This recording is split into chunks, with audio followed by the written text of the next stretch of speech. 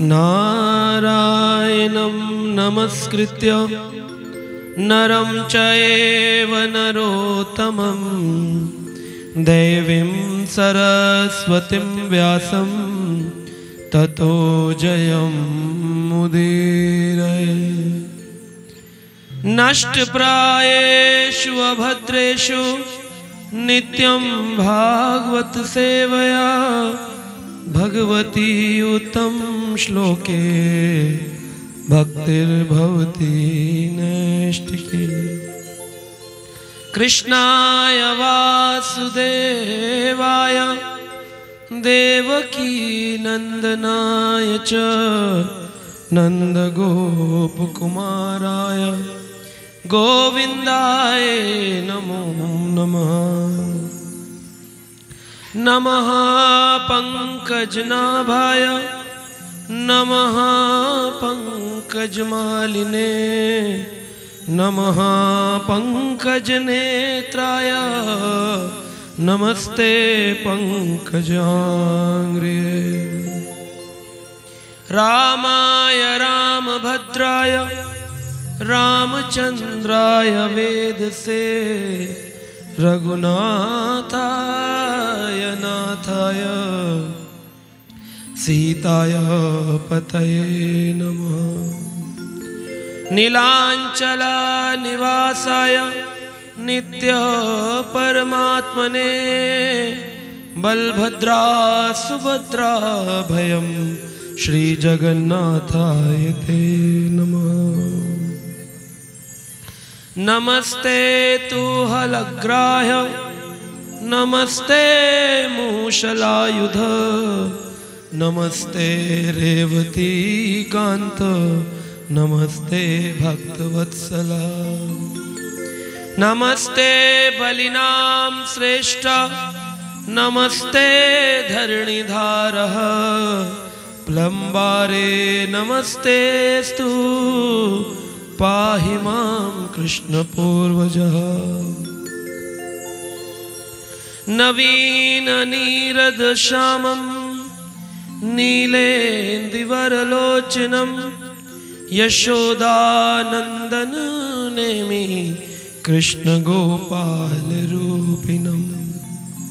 नीलोत्पलदलं श्यामं यशोदानन्दनन्दनं गोपिकानयनानन्दं गोपालं प्रणमाम्यहम्। उग्रं वीरं महाविष्णु ज्वलन्तं सर्वतोमुखं नरसिंहं भीषणं भद्रं मृत्योर्मृत्योर्नमाम्यहम्। श्री नरसिंह जय नरसिंह जय जय नरसिंह देव। प्रहलादे से जय पद्म मुखा पद्म भृंग। जय श्री कृष्ण चैतन्य प्रभु नित्यानंदा श्री अद्वैत गदाधर श्रीवासादि गौर भक्तवृंद। हरे कृष्णा कृष्णा कृष्णा हरे हरे हरे राम राम राम हरे। तो आप सबका बहुत धन्यवाद जो विगत 7 दिन आपने ये श्रीमद् भागवत कथा का रसपान ध्यान पूर्वक किया। जो सुनते हैं हरि कथा चली जाती है जीवन की व्यथा। जीवन की सारी परेशानियां समाप्त होती हैं जो हरि कथा सुनते हैं। हरि कथा श्रीमद् भागवत हमने प्रहलाद चरित्र सुना, भगवान नरसिंह और प्रहलाद के अद्भुत चरित्र को सुना। किस प्रकार प्रहलाद महाराज ने अपने 5 साल की आयु में ही कठोर तपस्या स्मरण भजन के बल पर भगवान श्री नरसिंह को खंबे से प्रकट किया। निरंतर नरसिंह भगवान की कृपा पाकर प्रहलाद निरंतर अपना भजन करते रहे।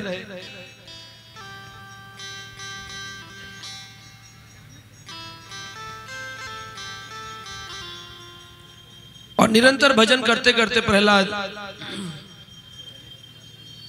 भगवान का स्मरण करते रहे। जब तक असुर के राजा रहे, असुर कुल के, ग्रंथ श्रीमद् भागवत का श्रवण अपने गुरुदेव नारद मुनि से सुनते रहे। श्रीमद् भागवत के लिए कहा गया एक ऐसा पुल है जिस पुल पर सवार होकर आप इस भव सागर को पार कर सकते हैं। तो ऐसा नहीं कि ये ग्रंथ एक बार सुना है आपने, आज सुना और 7 दिन बाद, आपको रोज सुनना, निरंतर सुनना है। तो निरंतर सुनने को तैयार हैं आप भागवत, या बस 7 दिन बाद ही? कैसे सुनेंगे निरंतर? हाँ, तो आप ऑनलाइन जुड़ सकते हैं और उसको सुन सकते हैं। ये भागवत को पुराण, पद्म पुराण के अंदर वर्णन किया गया है। क्या है? नमामि देवं करुणानिधानम तमालवर्णम सुहृत अवतारम अपार संसार समुद्र सेतुम भजामि हम भागवतम स्वरूपम। बहुत सुंदर बोला गया पद्म पुराण में, नमामि देवम करुणा निधानम। वो भगवान जो अपने भक्त के पुकार पर चले आते हैं, करुणा से भरे हुए, कृपा से भरे हुए, प्रेम से भरे हुए भगवान करुणा निधान। वो भगवान जिनका रंग श्याम रंग है, काले रंग के भगवान, श्याम वर्ण तमाल वृक्ष के रंग के भगवान अपने भक्तों के मित्र हैं, सुहृद हैं, उनसे प्रेम करते हैं। तो इस कलयुग में लोग कहते हैं भगवान का नाम है त्रियुगी। सतयुग में आते हैं, किस रूप में आए? वराह रूप में आए, नरसिंह रूप में आए सतयुग में।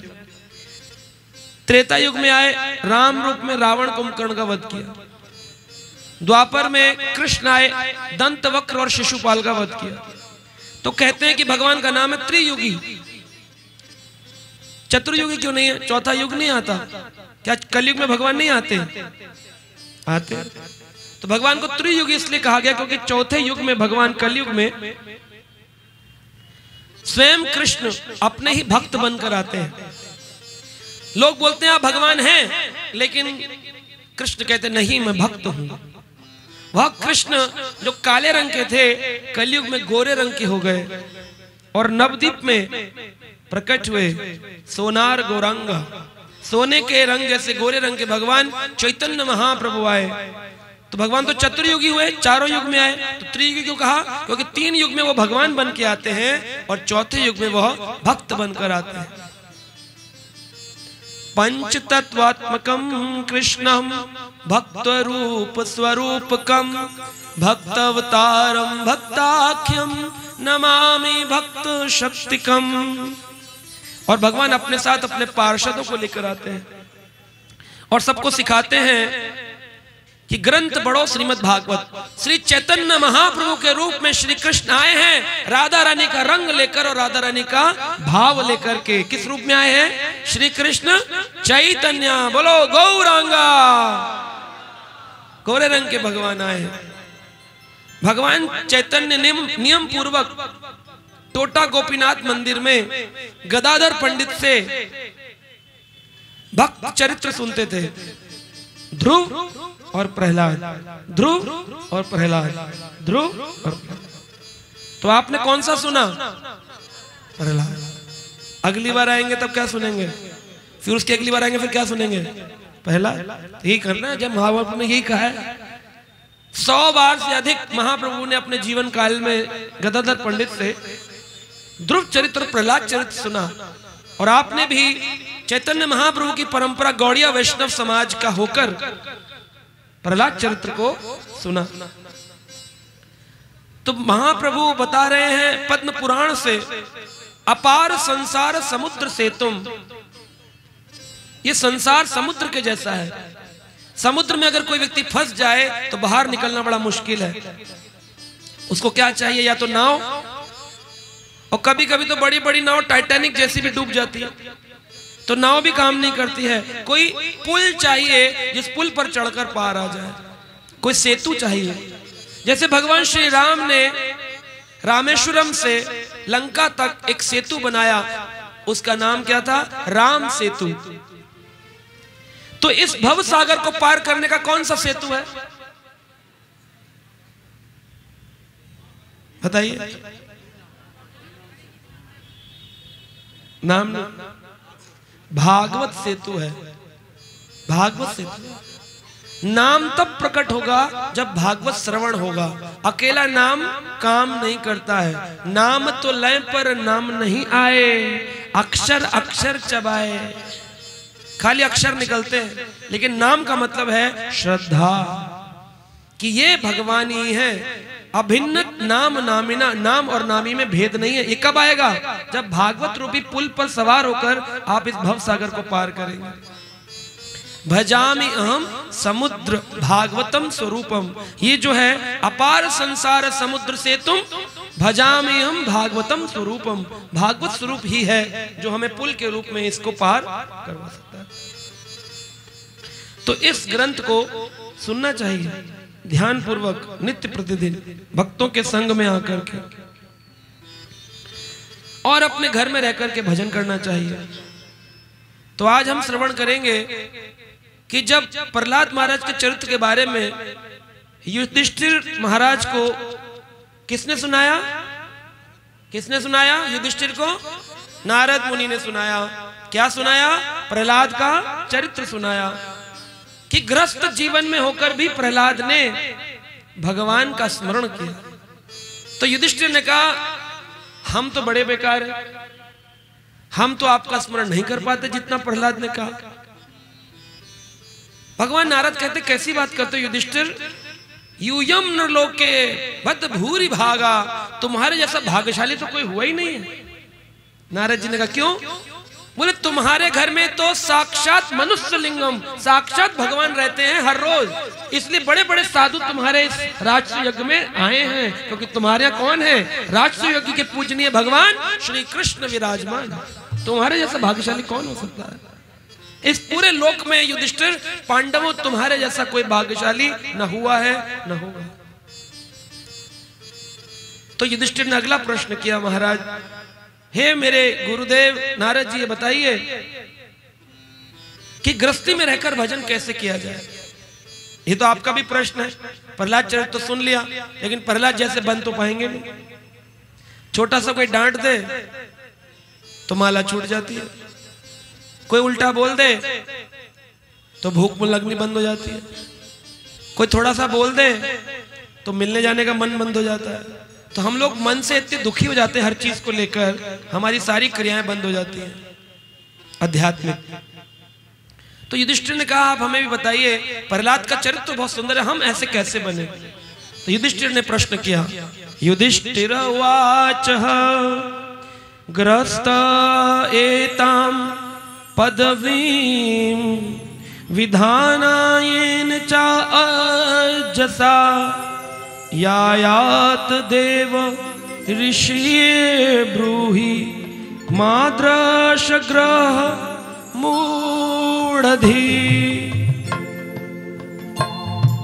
ग्रस्त एतां पदवीं विधिना येन च अजसा यायात देव ऋषि ब्रूहि माद्रशो ग्रह मूढ़धि। बहुत सुंदर शब्द का इस्तेमाल किया। युधिष्ठिर अपने को कह रहे हैं ग्रह मूढ़धि। धी मतलब बुद्धि। क्या होती है? धी मतलब बुद्धि, ग्रह मतलब घर, और मूढ़ मतलब मूर्ख। युधिष्ठिर अपने को कह रहे हैं ग्रह मूढ़धि, हम तो जीवन के लक्ष्य को भूले बैठे हैं। वो व्यक्ति मूर्ख है जो परिवार में रहकर कृष्ण भजन नहीं करता। ग्रह मूढ़धि, हम तो वो हैं। कृपया करके नारद जी, हम ग्रह मूढ़धि, हम परिवार में अटके हुए लोगों को सादा रास्ता दिखाइए कि हम कैसे भगवान की प्राप्ति करेंगे। तुम नारद जी ने 12 उपदेश दिए। कितने? 12 उपदेश दिए। सारे सुनेंगे या अगले साल? हाँ जी। तो पहला उपदेश नारद जी ने दिया, इसको जल्दी जल्दी हम समझेंगे। श्री नारद उवाच ग्रहेषु अवस्थितो राजक्रियः कुर्वन् यथोचितः वासुदेव अर्पणं साक्षात् उपासीत महामुनि।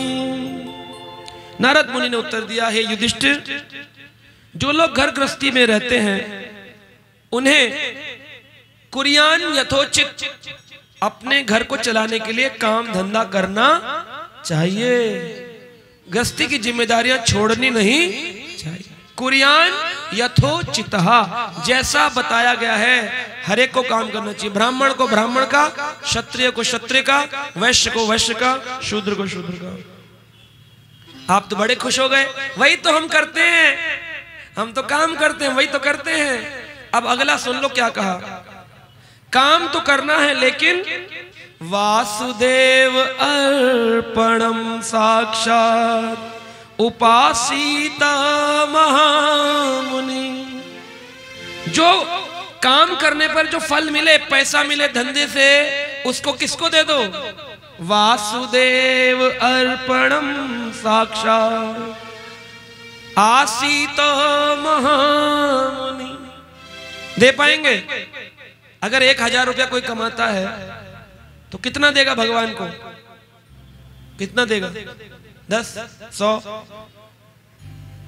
कितना देगा? 100?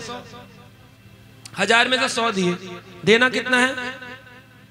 पूरा वासुदेव अर्पणम, सब कुछ दे देना है।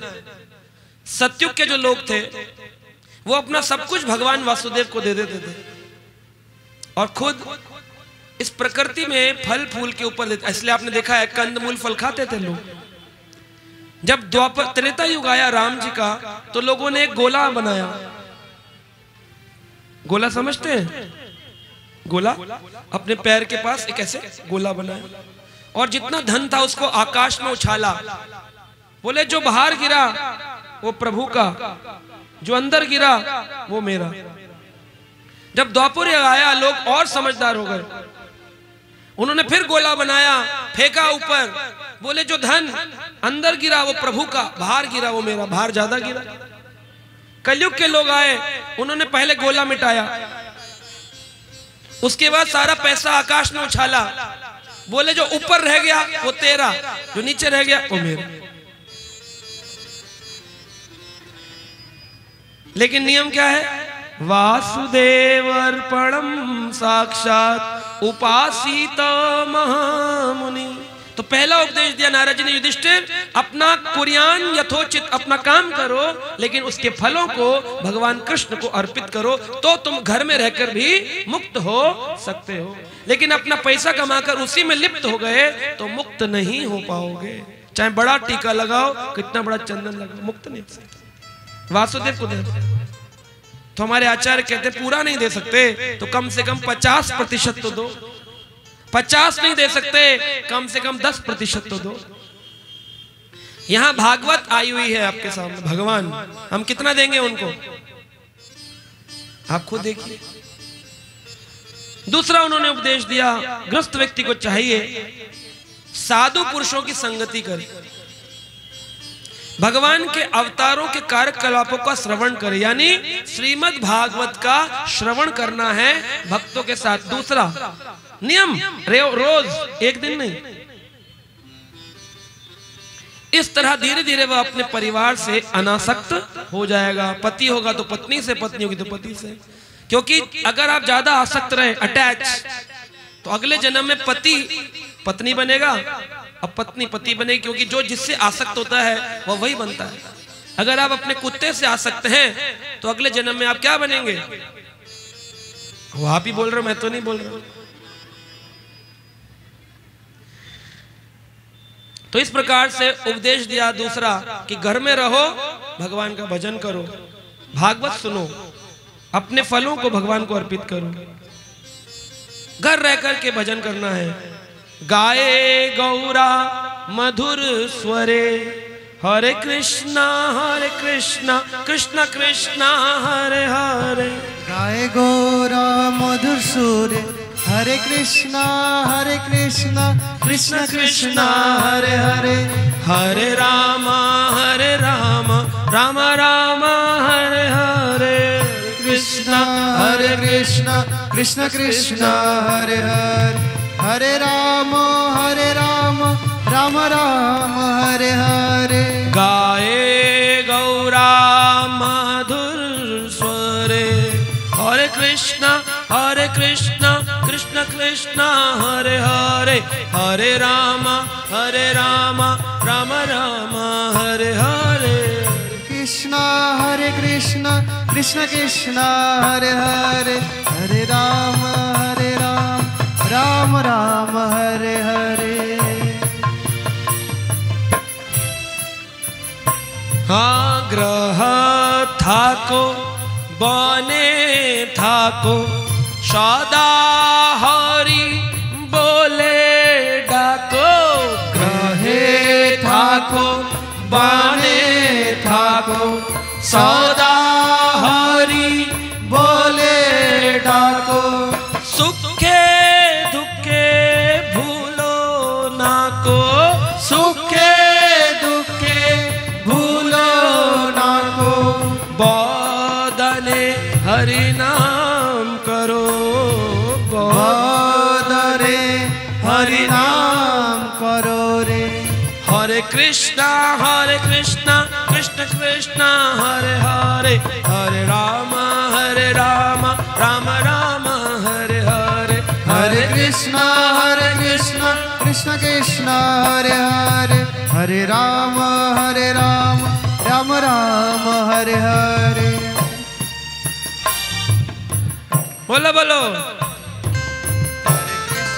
हरे कृष्णा कृष्ण कृष्ण राधे श्याम, हरे राम राम राम हरे हरे, हरे कृष्णा कृष्ण कृष्ण हरे हरे, हरे राम राम राम हरे हरे। माया जाल बद्ध होए, आच नीचे काजो लोए, माया जाले बद्ध होए, आछो नीचे काज लोए, एखानो चेतन पे, एखानो चेतन पे,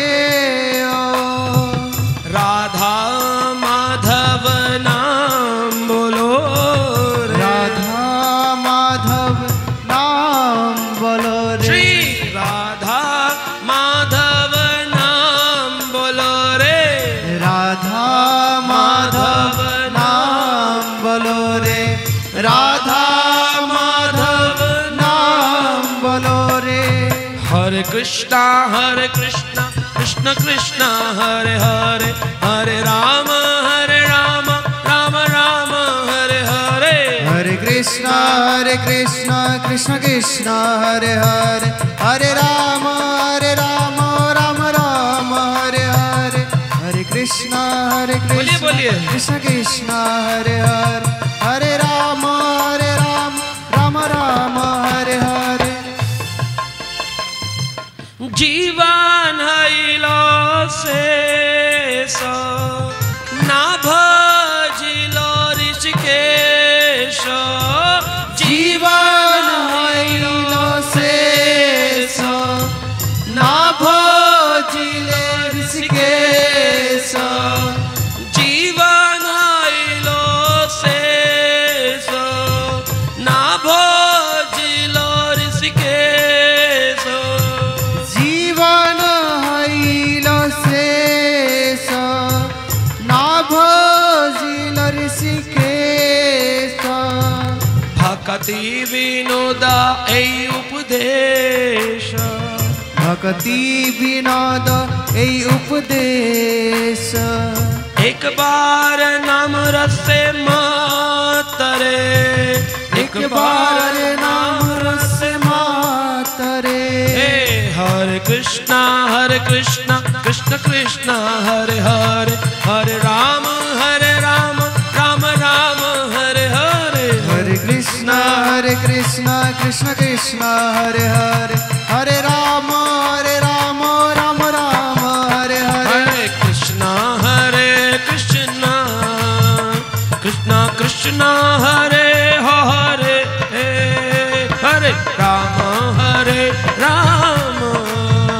राम राम हरे हरे हरे कृष्ण कृष्ण कृष्ण कृष्ण हरे हरे गौरांग हरे राम राम राम हरे हरे हरे कृष्णा कृष्णा कृष्णा हरे हरे हरे राम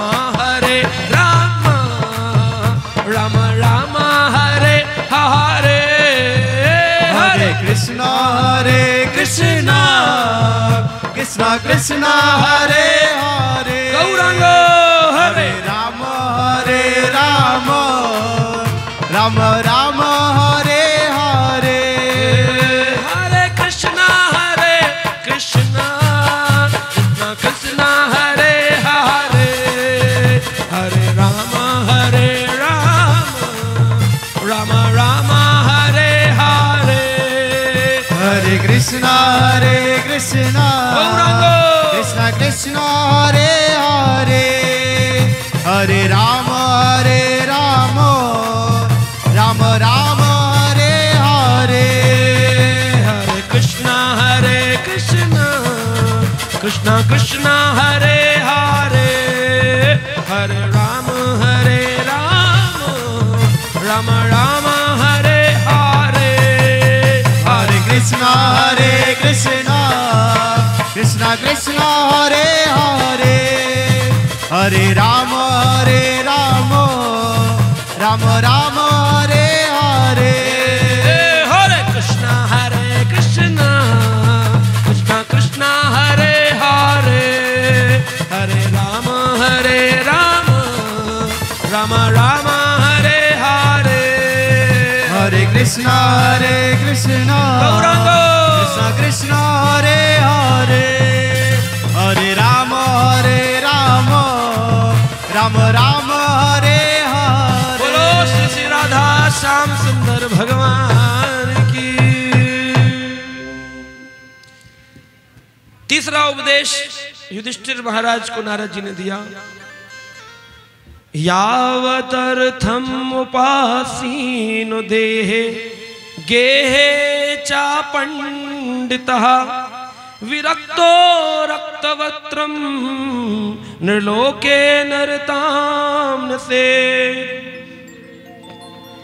यावत अर्थम उपासीन देह गेह चा पंडितः, जो व्यक्ति विद्वान है, समझदार है, उसको कमाना तो चाहिए, लेकिन कितना कमाना चाहिए?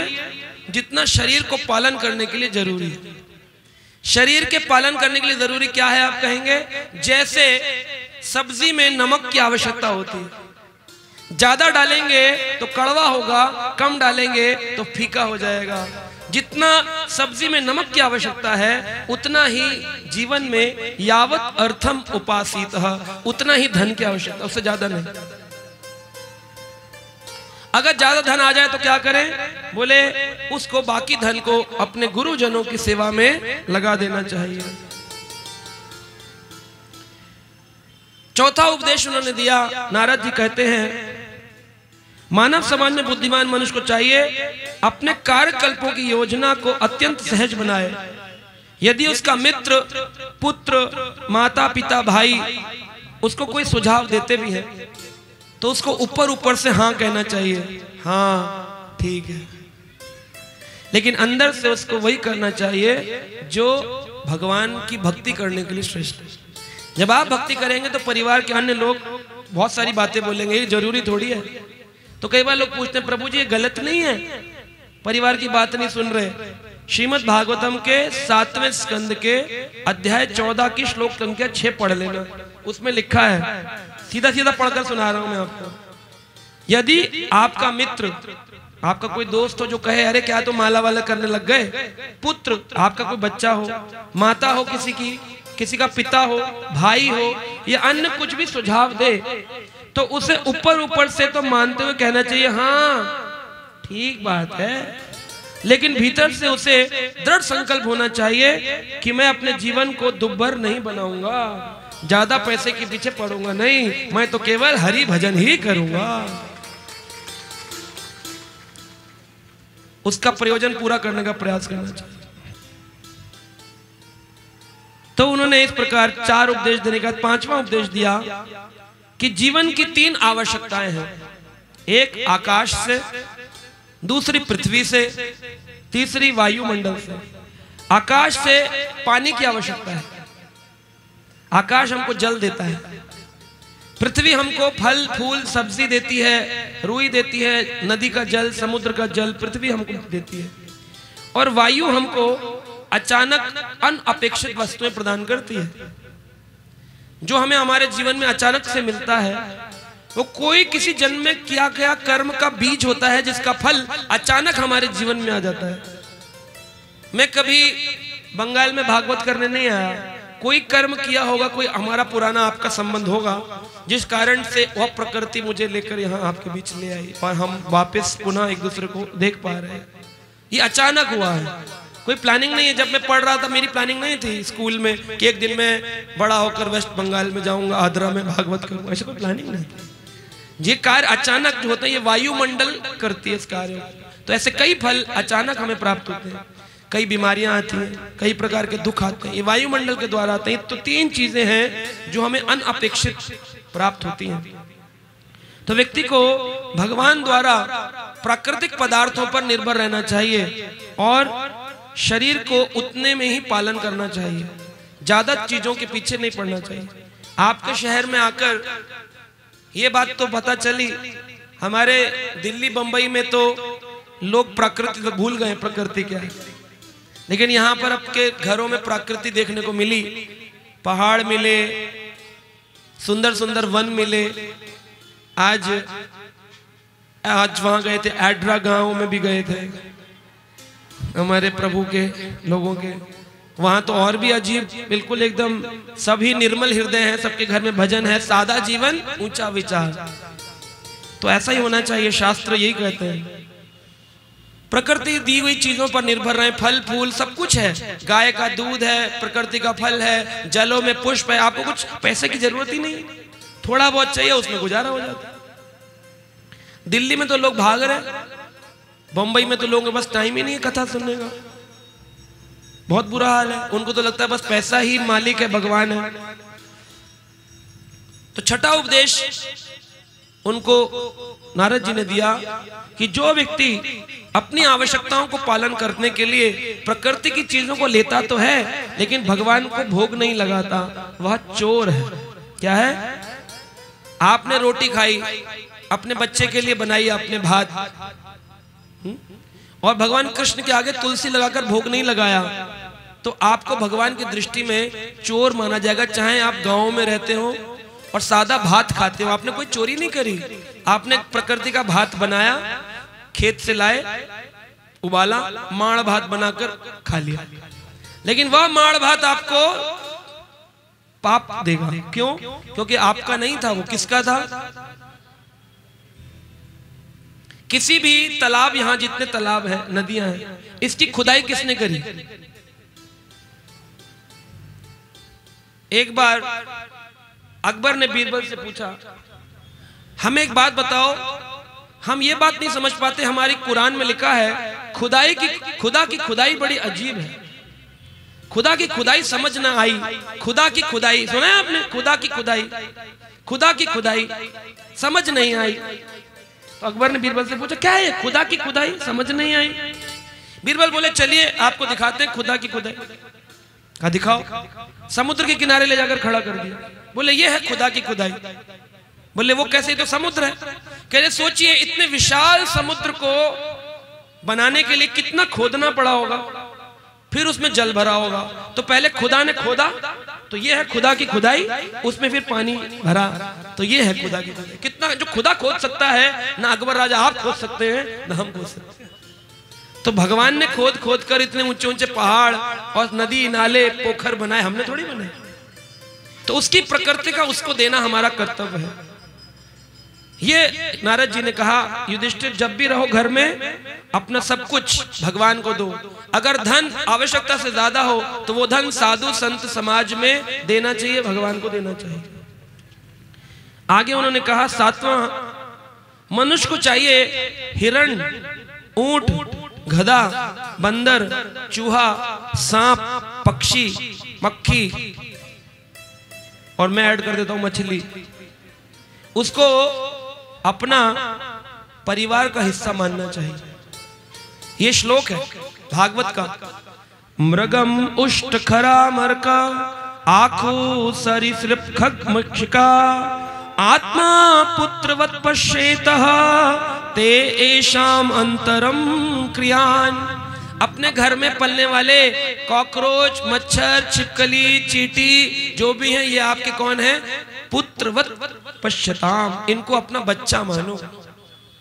आपने लिया हिट और बहुत गंदा हो रहा था, गंदा आपने किया, भात खा के छोड़ दिया, सफाई नहीं करी, वहां अगर चींटी आ गई तो आपने उसको मार दिया, कॉकरोच को मार दिया, तो ये हो गया अपने ही पुत्र को मार देना। पुत्रवत पश्येत, तो युधिष्ठिर कह रहे अपने घर में होने वाले सभी पशुओं को पुत्रवत मानना चाहिए। किस किस को? हिरण को, ऊंट को, गधे को, बंदर को, चूहे को, सांप को, पक्षी को, मक्खियों को अपने पुत्रवत मानो। आठवां उन्होंने कहा कि युधिष्ठिर अपने जीवन को चलाने के लिए ज्यादा मेहनत करने की जरूरत नहीं, ज्यादा मेहनत नहीं करनी है, अधिक कठिन श्रम करने की आवश्यकता नहीं है। जो कुछ भगवत कृपा से उपलब्ध हो उससे ही अपना जीवन यापन करके चलाना चाहिए, संतुष्ट रहना चाहिए।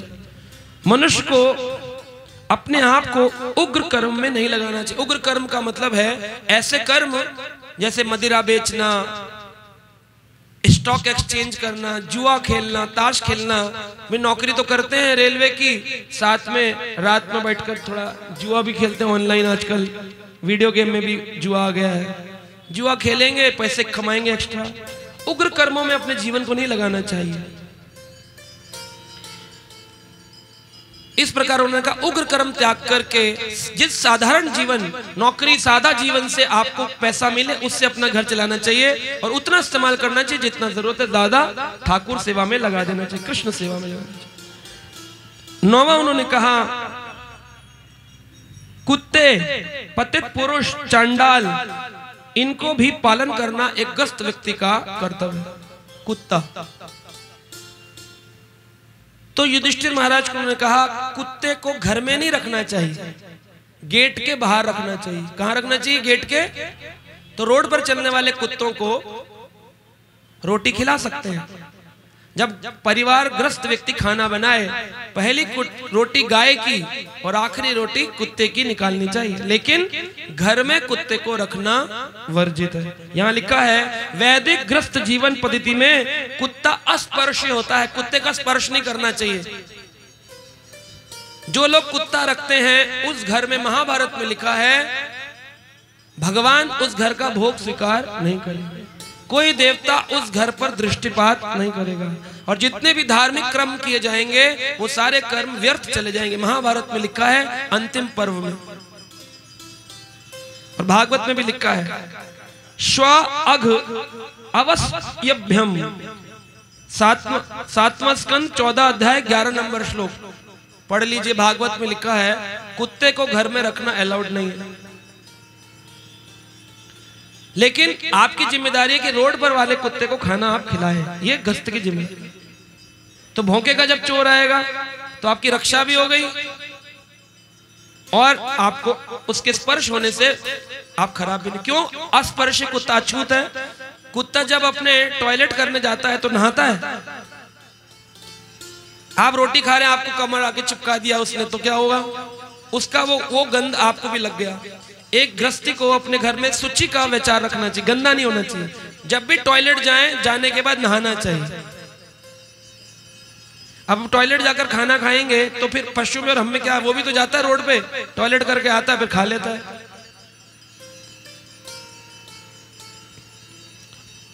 नौवां उन्होंने कहा कि अपने पत्नी और अपने बच्चों को भगवान की सेवा के लिए प्रेरणा देनी चाहिए। भगवान के सेवा में अपने पत्नी और बच्चों को पूरा लगा देना चाहिए। आप कहेंगे कैसे? एक सुंदर कथा मुझे याद आती है कि एक बार एक श्री संप्रदाय के आचार्य हुए रामानुजाचार्य, उनके एक शिष्य थे जिनका नाम था धनुर्दास। क्या नाम था? पीछे वाले बोलो, क्या नाम था? धनुर्दास। बड़े ही अच्छे भक्त थे और उनकी बहुत सुंदर पत्नी भी थी। अब देखिए गुरु की शिष्य कैसे सेवा करता है, गुरु और शिष्य के बीच में कैसा संबंध है, गुरु और शिष्य के बीच का संबंध। धनुर्दास की पत्नी गहने पहनकर, कान में कुंडल, हाथ में कंगन पहनकर रामानुजाचार्य जी से मिलने गई। तो रामानुजाचार्य जी ने देखा कि इसके कुंडल हैं, ये है, वो है, बहुत सारा सुंदर। और धनुर्दास का हाथ पकड़कर रामानुजाचार्य जी मंदिर जा रहे थे। तो उनके सन्यासी ब्रह्मचारी शिष्यों ने कहा, हम लाल कपड़े में हैं, ये व्हाइट कपड़े में हैं, इसका हाथ पकड़ते हैं, ये तो गृहस्थी है, ये तो पत्नी वाला है, गिरा हुआ है, हम सन्यासी हैं, हमारा हाथ नहीं पकड़ते। गुरुजी ने कहा, इसका उत्तर तुम्हें कल मिल जाएगा। अगले दिन अपने शिष्यों से कहा, धनुर्दास को बुलाओ सेवा के लिए। रात को धनुर्दास सेवा के लिए आया, पांव दबाने लगा गुरुजी के, और होते होते कई रात, मतलब काफी देर हो गई, 10 बज गए रात के। शिष्यों को इशारा किया, धनुर्दास के घर जाओ और उसकी पत्नी के कुंडल चुराओ। क्या करो? उसकी पत्नी के कुंडल चुराओ। तो ग्रस्त पत्नी अकेली, धनुर्दास की पत्नी घर पे कमरे में सो रही थी ऐसे, और इधर से रामानुजाचार्य जी के शिष्य खिड़की के द्वारा आए और कह रहे थे, गुरुजी ने भेजा है, मंदिर में कुछ जरूरत है धन की, कूदो और इसकी पत्नी के कुंडल चुरा लो। कूदे। उसने सुन लिया कि कुछ तो जरूरत होगी, पूरा तो नहीं समझ आया, बाहर खड़े थे, कुछ जरूरत होगी गुरुजी को जो कुंडल चुराने भेजा है। तो चुपचाप लेटी रही, आंख बंद करके, जगी हुई थी लेकिन आंख। तो उन्होंने धीरे से कुंडल उतारे, एक हाथ के कंगन उतारे, वो आंख बंद करके नाटक करती रही, उतार लो। शिष्य चुराकर महाराज के पास गए, उधर से धनुर्दास को गुरुजी ने कहा, तुम घर जाओ। तो रात के 12 बजे पैर दबाते दबाते अपने घर चले। जब घर गए तो धनुर्दास की पत्नी ने बोला, आपको पता है गुरुजी तकलीफ में है। क्या? कैसे? बोले, आज गुरुजी के शिष्य आए थे, मेरे कान का कुंडल चुराने में चुपचाप लेटी रही, हिली नहीं, क्योंकि आपके गुरुजी को धन की आवश्यकता थी। धनुर्दास रोने लगे, बोले, तुम्हारी जैसी पत्नी पाकर मेरा दुर्भाग्य हो गया, मेरा जीवन खराब हो गया। बोले, क्या बात कर रहे हैं, मैंने तो आपके गुरु की सेवा की है। कहा, एक कान के दिए ना, क्या करवट देकर के दूसरे कान के नहीं दे सकती थी?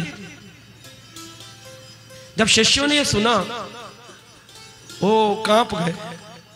बोले, हमारे पास है कुछ नहीं, तब हम अपनी गद्दी, अपनी पोजीशन, अपने धन, अपने डंडे, अपने कोपीन, अपने वस्त्रों से इतने आ सकते हैं, ये ग्रस्त होके भी अपना सब कुछ भगवान और गुरु की सेवा में लगाता है।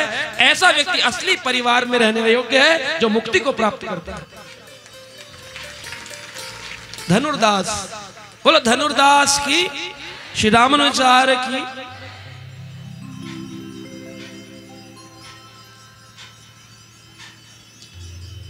दसवां उन्होंने कहा, अपने माता पिता और गुरु अथवा शिक्षक तक को मार डालते हैं कभी कभी लोग अपने पत्नी के कारण। शादी हो जाती है तो माँ बाप को छोड़ देते हैं कि नहीं? पत्नी कहती है, या तो ये रहेंगी या तो मैं रहूंगी, होता है, या तो इस पार या तो उस पार, लड़का फंस जाता, क्या करूं? तो अपनी पत्नी को इतना गंभीरता पूर्वक नहीं लेना चाहिए, ये लिखा है भागवत में।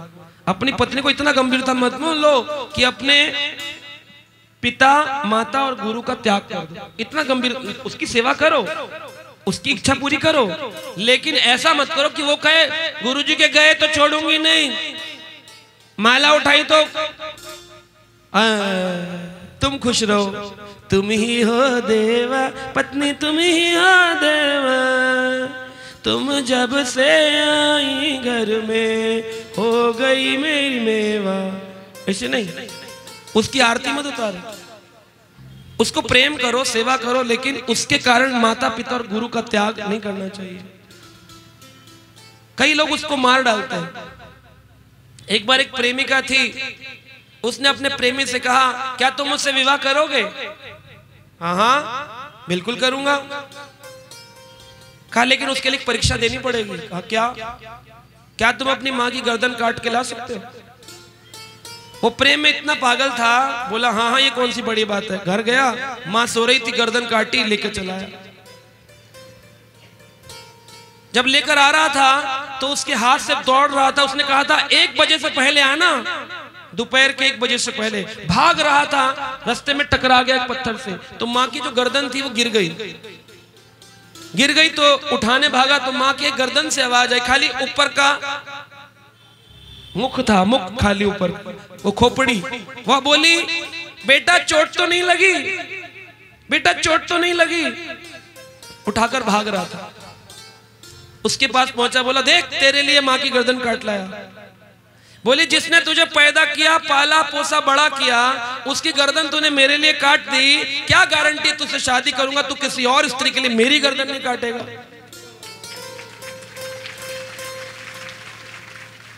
तो जो स्त्री इस प्रकार के नियम लगाए, इसको छोड़ दो, उसको छोड़ दो, उसकी गर्दन काट दो, उसको हटा दो, मेरे लिए, ऐसे का तो परित्याग कर देना चाहिए। ये लिखा है भागवत। क्योंकि उसकी कामना इतनी है, उस चक्कर में आपको भी ले डूबेगी। तो उसको ख्याल रखो, लेकिन इतना भी मत रखो कि माता पिता और गुरु टूट जाए।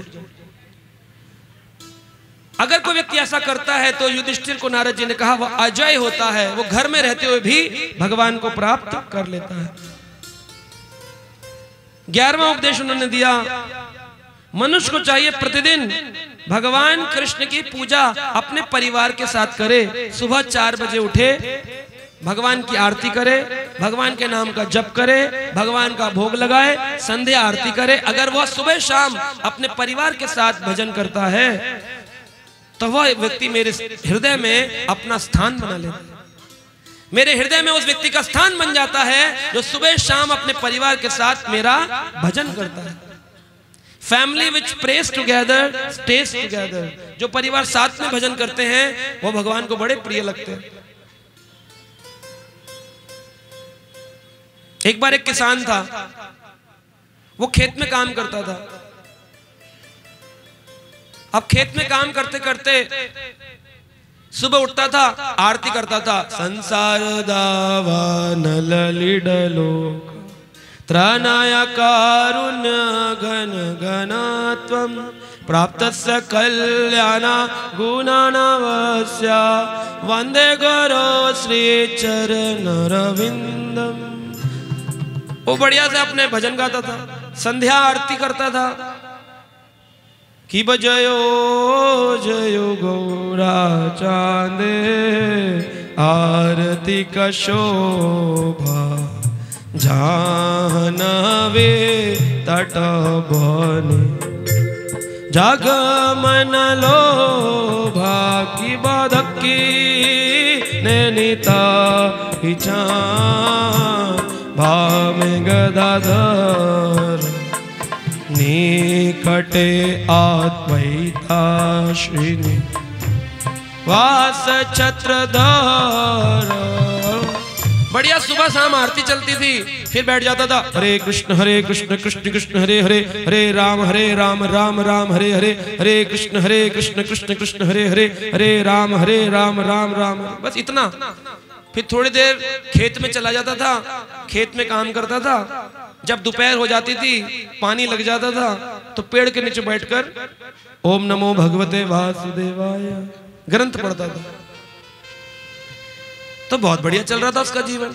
तो नारद जी ने एक बार पूछा कि प्रभु आपका सबसे अच्छा भक्त कौन है? तो नारद जी को मन में ये भाव आया, कृष्ण कहेंगे तुम ही तो हो नारद, रात दिन मेरा प्रचार करते घूमते हो तुम। लेकिन उन्होंने कहा वो पृथ्वी पर रहने वाला, खेत में काम करने वाला वह गृहस्थ व्यक्ति मेरा सबसे प्रिय भक्त है। नारद जी बोले वो सुबह 15 मिनट, शाम को 15 मिनट आरती कर दी, वो माला कर ली, चलते फिरते बातचीत करते हुए, वो 5-10 मिनट ग्रंथ पढ़ लिया। पूरे दिन में 24 घंटे में से 4 घंटे भजन नहीं कर रहा, उसको आप कह रहे श्रेष्ठ है? कह रहे हाँ। कहा कैसे बताऊं? भगवान बोले प्रत्यक्ष को प्रमाण की आवश्यकता है। नारद जाओ, जाकर उस गृहस्थी के घर में देखो, तुम्हें अपने आप पता चलेगा। पास जाकर देखेंगे तो ज्यादा पता चलता है, दूर से पता नहीं चलता। अब हमारी कथा YouTube में सुनना और सामने सुनना, दोनों में फर्क है कि नहीं है? है ना? तो ऐसे सामने से देखने में फर्क होता है। तो सामने जब गए तो उस गृहस्थी के घर में छुप कर बैठ गए। देखा, सुबह उठा, 4 बजे स्नान किया, आरती करी और खेत में चला गया, कुछ खाया नहीं। थोड़ी देर बाद जब लौट के आया तो पत्नी रोती हो गया, बच्चे को बुखार हो गया। डॉक्टर के पास दौड़ा, दवाई दिलवाई, लौट कर आया, भागवत खोली थी। पत्नी बोली अरे बड़े वाले बेटे को चोट लग गई। उसके पीछे चला गया, दवाई लेके आया। डॉक्टर के दवा खाने पर बैठा है, कोशिश कर रहा है कि कुछ पढ़ लूं, कुछ पढ़ लूं, तो वहीं पर किताब निकाली, पढ़ रहा है जब तक डॉक्टर दवाई लगा रहा है। शाम को लौट कर आया, तब तक पता चला पत्नी बुखार आ गया। तो पत्नी को पट्टी रख रहा है पानी की और साथ में हरे कृष्ण कृष्ण हरे कृष्ण कृष्ण कृष्ण। बड़ी मुश्किल। तो नारद जी 3-4 दिन उस घर में रहे। 4 दिन बाद नारद जी पहुंचे भगवान के पास। भगवान बोले देखा है उसका घर गृहस्थी का, है ना उत्तम भक्त? बोले काहे का भक्त है? कभी इसकी दवाई, कभी उसकी दवाई, कभी इसकी पट्टी, कभी ये खाना, कभी वो खाना। बस सुबह आरती कर दी, शाम को कर दी, 2-4 माला कर ले, थोड़ा ग्रंथ पढ़ ले, इसको आप भक्ति कहते हैं? भगवान ने कहा नारद एक बात बताओ, पिछले 4 दिनों में तुमने मेरा कितना भजन किया? कह रहे भजन करने को कहाँ कहा आपने? आपने तो कहा गृहस्थी को देखो। बोले खाली गृहस्थी को देखने में तुम्हारा भजन छूट गया। अगर वो गृहस्थी में रहकर भजन कर रहा है तो इससे उत्तम और कोई हो ही नहीं सकता है। गृहस्थी में रहकर भजन कर लो, सुबह शाम माला कर लो, इससे उत्तम और क्या हो सकता है? ये उत्तम भक्ति है। लेकिन ऐसा नहीं कि भजन ना करो तो उत्तम हो जाओगे। तो ग्रह मेधी हो कि गृहस्थ हो, ये देखना पड़ेगा। तो ग्रह मेधी नहीं बनना है, गृहस्थ बनना है। और इस प्रकार उन्होंने कहा 12वां नियम है कि जितना भी धन मिले, जितना भी खाना मिले, उसे भक्तों में वितरित करो। घर में भगवान के उत्सव बनाओ, जन्माष्टमी, एकादशी, ऐसे उत्सव बनाओ। एकादशी के दिन अन्न खाने वाला व्यक्ति अगले जन्म में पशु बनता है, यह निश्चित बात है। कई बार एकादशी को लेकर के लोगों में भ्रम होता है कि अगर जोड़े में एकादशी नहीं रखी तो एकादशी का फल नहीं मिलेगा। 2 प्रकार की एकादशी होती है। एक एकादशी है कर्म कांड की एकादशी, जिसे स्मार्त एकादशी कहते हैं। दूसरी एकादशी है वैष्णव एकादशी, जिसे भक्ति की एकादशी कहते हैं। आपको भगवान चाहिए या भगवान से चाहिए? क्या चाहिए? कितने लोगों को भगवान चाहिए और कितने लोगों को भगवान से चाहिए? किसी को नहीं चाहिए। तो अगर आपको भगवान चाहिए तो भगवान को पाने के लिए एकादशी है जिसका नाम है भक्तिमय एकादशी। उस एकादशी का नियम, ऐसा कोई नियम नहीं कि विधवा स्त्री करेगी, जोड़े में करेंगे, इस दिन शुरू करेंगे, साल में एक ही करेंगे, एक पक्ष की करेंगे, ऐसा कोई नियम वैष्णव एकादशी में नहीं है। कोई भी व्यक्ति 5 साल की उम्र से बड़ा और 80 साल से छोटा एकादशी कर सकता है। एकादशी करने में उद्यापन की कोई विधि नहीं है कि हमें 24 एकादशी रखनी है, फिर ब्राह्मण को खाना खिलाना पड़ेगा, कपड़े देने पड़ेंगे। एकादशी में कोई उद्यापन की विधि नहीं है। कब तक करनी है? जब तक शरीर से प्राण ना निकल जाए, आजीवन काल भगवान के नाम, भगवान की प्रीति के लिए एकादशी करनी चाहिए। क्या खाएं? एकादशी एक दिन, कई लोग कहते हैं चावल मत खाओ, बाकी कुछ भी खा लो। ये बिल्कुल गलत धारणा है। एकादशी के दिन कुछ भी नहीं खाना जो अन्न हो, यहां तक कि राई हल्दी भी नहीं खानी चाहिए।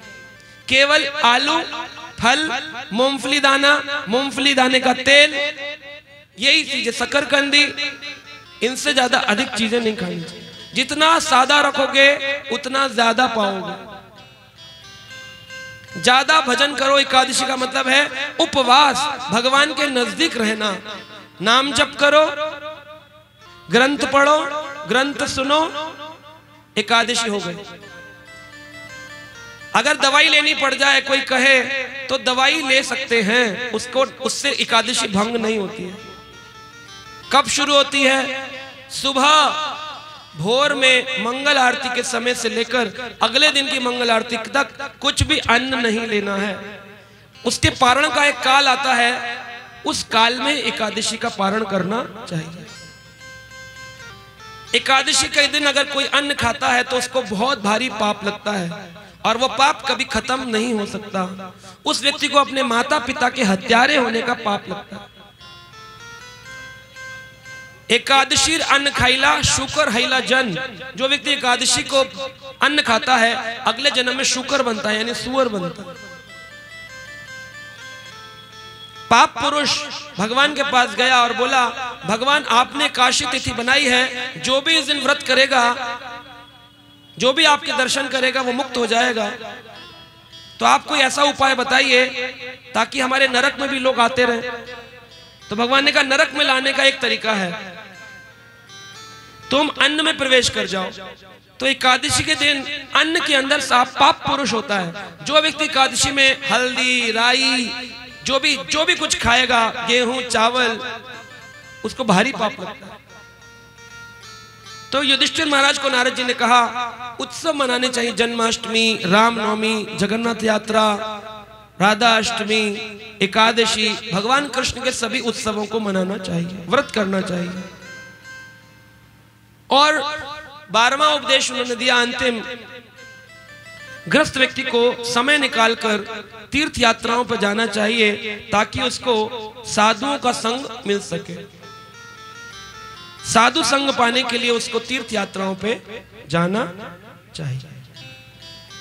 और जब तीर्थ यात्राओं पर जाए तो इसी भाव से जाए कि मैंने तो अपना सब कुछ ठाकुर जी अब आपके हवाले कर दिया है। भगवान की शरण में सब कुछ देने के भाव से तीर्थ यात्रा पर जाएं और वहां जाकर हरि कथा का श्रवण करें। ऐसा ना करें तीर्थ यात्रा पर जाएं और खाली नहा धो के फोटो खिंचाकर वापिस आ जाए।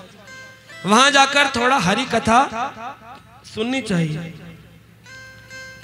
और हरि कथा सुनाने वाले को धन्यवाद देकर के आना चाहिए, खाली हाथ नहीं आना चाहिए। इसलिए भक्त कहते हैं, हरि की कथा सुनाने वाले, गोविंद कथा सुनाने वाले, तुझको लाखों प्रणाम, तुझको लाखों प्रणाम। हरि की कथा सुनाने वाले, गोविंद कथा सुनाने वाले, तुझको लाखों प्रणाम, तुमको लाखों प्रणाम। हरि की कथा सुनाने वाले, गोविंद कथा सुनाने वाले, तुमको लाखों प्रणाम, तुमको लाखों प्रणाम। हम भूल रहे थे वन में, बल खो बैठे थे तन में। हम भूल रहे थे वन में, बल खो बैठे थे तन में। हम भूल रहे थे वन में, बल खो बैठे थे तन में। हम भूल रहे थे वन में, बल खो बैठे थे तन में। यही तो होता है जब तीर्थ यात्रा पर जाते हैं, हम भूल जाते हैं, इतने जंगल हैं, इतने मंदिर हैं, कहाँ प्रणाम करें, किसका दर्शन करें। और साथ में चलते चलते थक जाते हैं, परिक्रमा करी तो बल खोते हैं अपने तन का।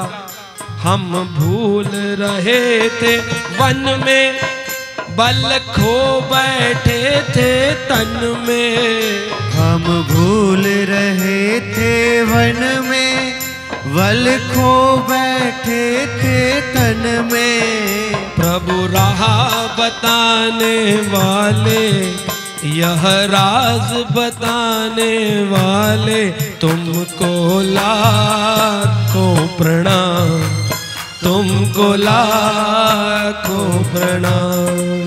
प्रभु राह बताने वाले, ये राज बताने वाले तुमको लाखों प्रणाम, तुमको लाखों प्रणाम।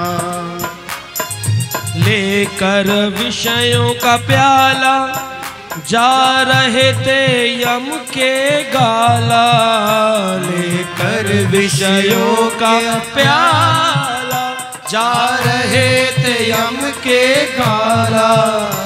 अमृत पान कराने वाले, प्रभु सुधा पिलाने वाले तुमको लाखों प्रणाम, तुमको लाखों प्रणाम। अमृत पान कराने वाले, प्रभु सुधा पिलाने वाले तुमको लाखों प्रणाम, तुमको लाखों प्रणाम।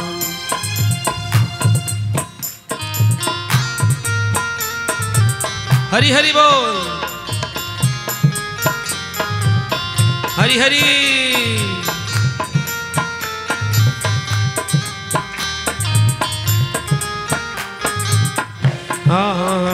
तुम घट घट अंतर्यामी, हम पतित और अभिमानी। तुम घट घट अंतर्यामी, हम पतित और अभिमानी। प्रभु दरस कराने वाले, हरि का दर्शन कराने वाले तुमको लाखों प्रणाम, तुमको लाखों प्रणाम। प्रभु दर्श कराने वाले, हरि का दर्श कराने वाले तुमको लाखों प्रणाम, तुमको लाखों प्रणाम। बोलो हरि हरि।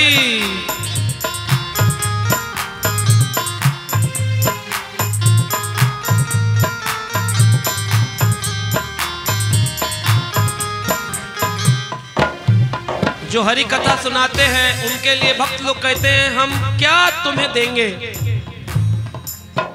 हम पार तेरा क्या पावे, बस शीश झुका यही गावे।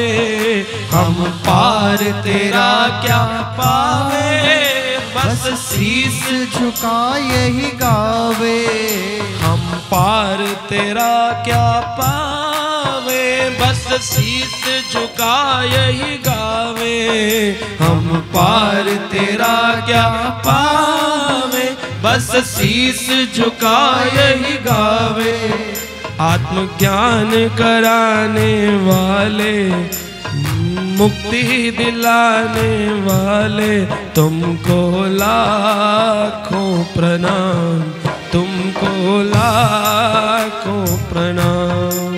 आत्मज्ञान कराने वाले, तुम मुक्ति दिलाने वाले तुमको लाखों प्रणाम, तुमको लाखों प्रणाम।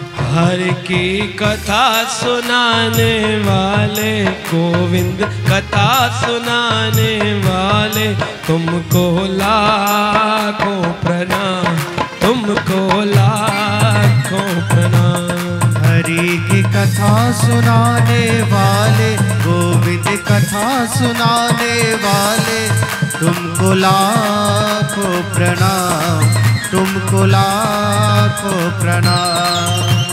युधिष्ठिर जी ने बार बार नारद जी को प्रणाम किया। इतनी सुंदर प्रहलाद चरित्र सुनाया आपने, हरि की कथा सुनाने वाले। हे नारद जी, आपको मेरा बारंबार प्रणाम। हम क्या दे सकते हैं, हम वन में घूम रहे थे। भूरी भूरी धन्यवाद दिया। इस संसार में गोपियां कहती हैं वह सबसे बड़े दानी हैं जो हरि कथा का दान करते हैं। हरि कथा से उत्तम और कोई दान नहीं। तो जो लोग हरि कथा आयोजन में दान देते हैं, हरि कथा करते हैं, उससे उत्तम कोई बड़ा दान है नहीं संसार में। गोपियों ने कहा है बात। तो युधिष्ठिर महाराज नारद जी से बड़े प्रसन्न हुए, नारद जी को भोरी भोरी धन्यवाद दिया और कहा, नारद जी ने पूछा, युधिष्ठिर अब तुम परिवार के जीवन में रहकर भक्ति कर पाओगे? तुम्हें विश्वास है? बोले हाँ, अब हम कर पाएंगे। युधिष्ठिर जी कहते हैं, एक कुत्ता जब गली में आकर के एक दरवाजे पर रोज खड़ा होता है तो लोग उसे रोटी डालते हैं, लेकिन पहले दिन नहीं डालते। जब रोज कुत्ता एक ही घर पर आकर खड़ा रहता है, बैठता है बैठता है बैठता है बैठता है बैठता है, तो मालिक कुत्ते से सोचता है तो रोज ही मेरे द्वार पर आता है, तो एक ना एक दिन कुत्ते को रोटी डाल ही देता है। तो युधिष्ठिर कहते हैं, जब प्रभु एक साधारण सा ग्रस्त व्यक्ति कुत्ते के रोज आने से प्रेरित होकर उसको रोटी दे सकता है, तो क्या हमारे नित्य मंदिर आने से ठाकुर जी हमसे प्रसन्न होकर हमारी रोटी नहीं देंगे? नहीं देंगे।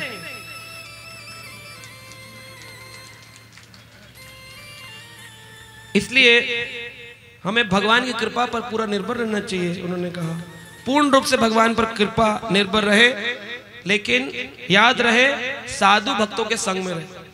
हमारे उदयानंद प्रभु, आकाश प्रभु, कृष्ण व्रजेंद्र नंदन, कुणाल मिश्रा प्रभु, तपस प्रभु, बहुत सारे रोहित प्रभु, बहुत सारे भक्त मिले, टिंकू प्रभु, इतने सुंदर सुंदर भक्त यहाँ पर हैं।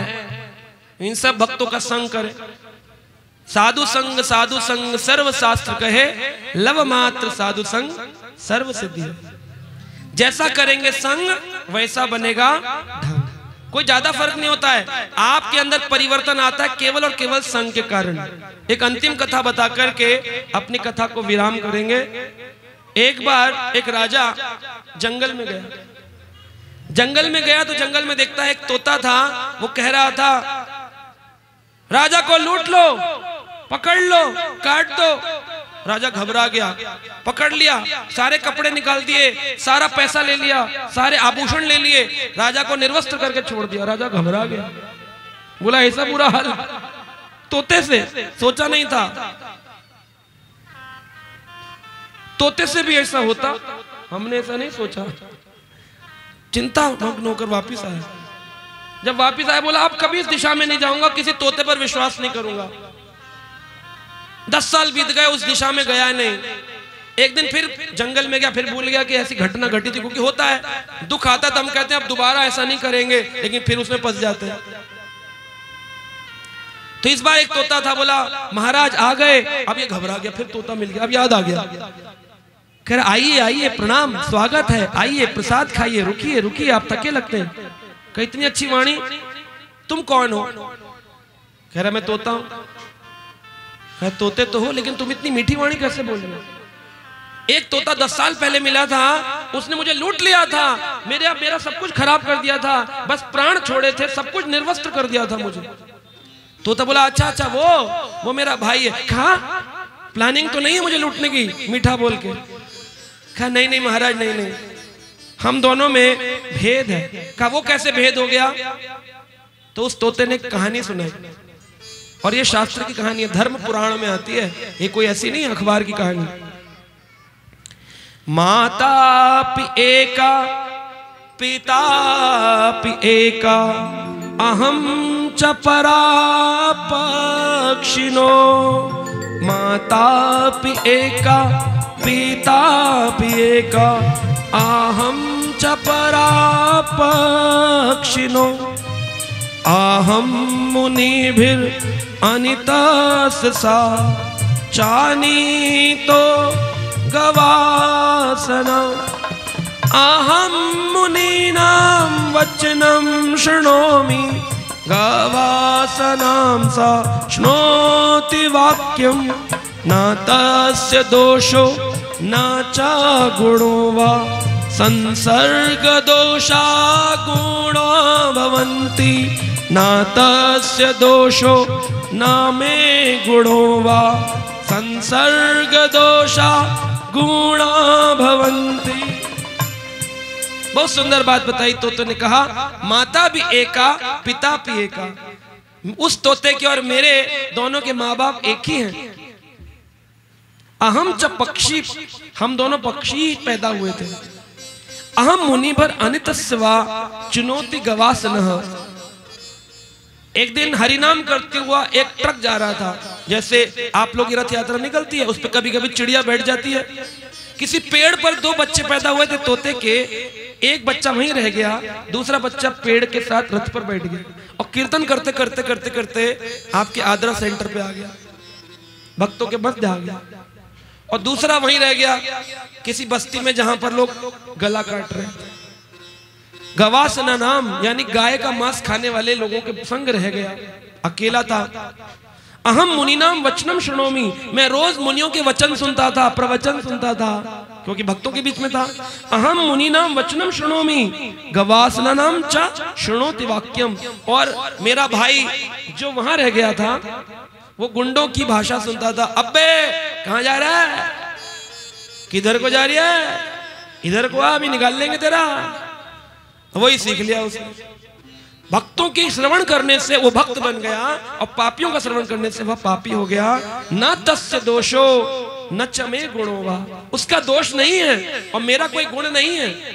यह गुण तो उन भक्तों का है जिन भक्तों के संग करके हमारे अंदर भक्ति आई। तो ये गुण मेरा नहीं है, ना दोष उसका है। किसका है? संसर्ग दोषो गुणा भवंती। दोष और गुण संग से आते हैं। जैसा करेंगे संग वैसे दोष और वैसे गुण आते हैं। अगर आप में दोष है तो अपना संग बदलिए, उन लोगों के साथ रहिए जिनमें गुण अधिक है। तो आप इस्कॉन आदरा आएंगे नित्य प्रतिदिन, आएंगे कि नहीं आएंगे? कितने लोग आया करेंगे आपसे? बस, बाकी लोग नहीं आएंगे, घर में छोले खाएंगे। रोज आना है नित्य प्रतिदिन, नहीं तो कम से कम हफ्ते में एक बार। कितने लोग आएंगे हफ्ते में एक बार? हाँ, अभी तो 7 दिन रोज आए हो, हफ्ते में एक बार तो आओ। देखो यहाँ इतने सुंदर सुंदर भक्त हैं, उदयानंद प्रभु का संग करेंगे, मुनि नाम वचनम शृणोमि, इनके वचन सुनेंगे तो आप भी भक्त बन जाएंगे, है ना। और ऑनलाइन आप हमको भी सुन सकते हैं, है ना। और अगले वर्ष फिर आएंगे आपके पास, अगर आप बुलाएंगे तो। बुलाएंगे नहीं बुलाएंगे? कुछ लोग कह रहे पीछे वाले रहने तो, हम हाथ नहीं खड़ा करते, खामा का आ गए तो दिक्कत होगी। तो ठीक है, उदयानंद प्रभु आप आए और अपना प्रवचन बताएं यहाँ पर। फिर इसके बाद अभी हम प्रश्न उत्तर लेंगे और फिर प्रभु जी भागवत पूजन करवाएंगे।